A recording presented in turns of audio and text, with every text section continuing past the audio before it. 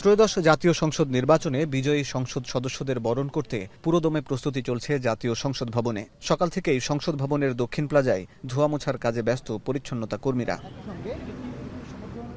মঙ্গলবার সকালে জাতীয় সংসদ ভবনের শপথ কক্ষে শপথ নেবেন আইনসভার 297 সদস্য। স্পিকার ও ডেপুটি স্পিকারের অনুপস্থিতিতে নবনির্বাচিত সংসদ সদস্যদের শপথ পড়াতে পারেন প্রধান নির্বাচন কমিশনার।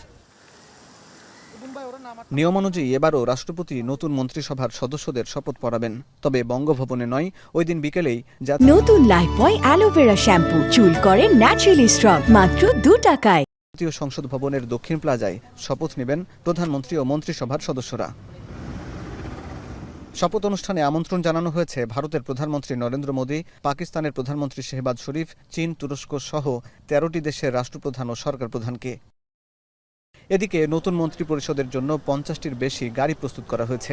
বাতিল করা হয়েছে মন্ত্রী পরিষদ সচিব শেখ আব্দুর রশিদের চুক্তিভিত্তিক নিয়োগ। তার জায়গায় মন্ত্রী পরিষদ সচিব হিসাবে অতিরিক্ত দায়িত্ব পেয়েছেন প্রধান উপদেষ্টার মুখ্য সচিব এম সিরাজউদ্দিন মিয়া। তবে নতুন মন্ত্রী পরিষদ সচিব রোববার সচিবালয়ে অফিস করেননি।